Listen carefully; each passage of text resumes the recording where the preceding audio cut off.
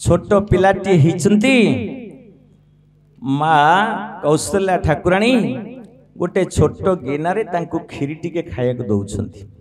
आपण माने जानिबे प्रभु रघुनाथ दीटा जिनस को बहुत भल पाती, गोटे मादपुरी आ गोटे होउची खीरी। ये दुईटी रामंकर भारी प्रिय। माँ देखिले भल जगटा अच्छी ये गपसप हेल्ले भल हम जहाँ कहीं घरे गोटे एकुटिया बस सांगसाथी मिलूना ये मिलगले गपसप गोटे करदे ये भल हम बोले आनंद कंद भगवान आनंद एक बार हरि हरि बोल।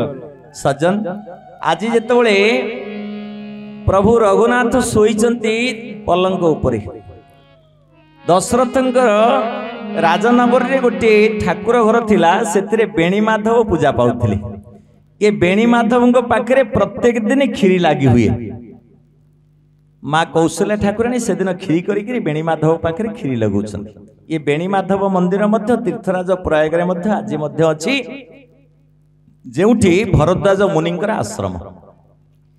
ये बेणी माधव पाखरे जेतबेले खीरी लगैछंती माँ कौशल्या ठाकुराणी प्रणाम जेतबेले करिसंती, देखिला बेलको रामलला उठिक आसिक से खीरी को नहीं खाऊ। अरे छोट छुआटा माँ कौशल्या आश्चर्य हेले, कहले छुआटा उठी पारे मोटे पेटे नहीं एपर्यंत ये खीरी से खाइला, मते बोधे ताकू भल पाउछि बोली बेसी सेमती बोधे देखा गला। पुणी आखि बुझिक आउ थरे प्रणाम कले, पुणी देखिला बेलको रघुनाथ आसिक खीरी खाउछंती।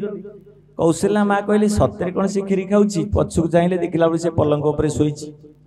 गले ता पाखु ता पाटी देखिले खीरी गुड़ाक ता पाटी लगी जीभ बोलुछि। माँ माने बापा माने राम खाली मर्यादा पुरुष नुहंती, से लीला पुरुषोत्तम। तांकर लीला कथा मध्य आमे आलोचना रखिबा, केते लीला करिसंती महाप्रभु। धीरे धीरे से बढ़िसंती, बढ़िबा समय जेतेबेले किशोर बयस रे उपनीत होइसंती, तांकर नामकरण मध्य सरिछि। आमे गत दिन रे आलोचना मध्य करिथिले।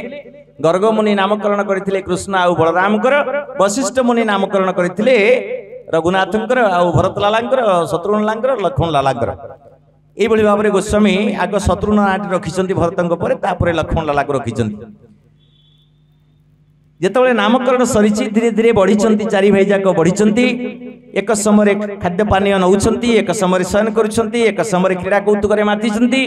धीरे धीरे बढ़िसंती, किशोर अवस्था रहिसंती। बनस्तरे विश्वामित्र ऋषि चिंता कले। विश्वामित्रंकर पूर्व जन्म हेउछि बा पूर्व आश्रम हेउछि विश्वरथ, गाधींकर तनय विश्वामित्र, जे यज्ञ चरु अन्न खाई गाधींकर धर्मपत्नी अंतसत्व ही जन्म देइछंती गाधी को। किंतु व्यतिक्रम टिके ही जाइछि, जो चरु अन्न खाइछंती विश्वामित्र ताहा ब्राह्मण चरुरे अभिमंत्रित होइछि, ब्राह्मण मंत्र रे। एवं परशुराम जो चरु अन्न खाइकरी जन्म नैछंती से क्षत्रिय मंत्र रे अभिमंत्रित हो जाइछि।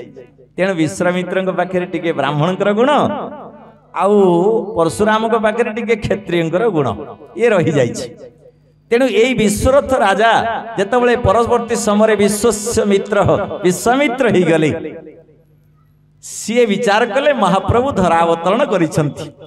तत्क्षणात साधु संत माने भगवान ना शुणिले सी आउ छाड़िक रही पारिबेनि। काहेकि ना साधु संत माने जानिछंती आमर केवल गोटे मात्र कष्ट होउछि महाप्रभु को आमे दर्शन न करि पारिले।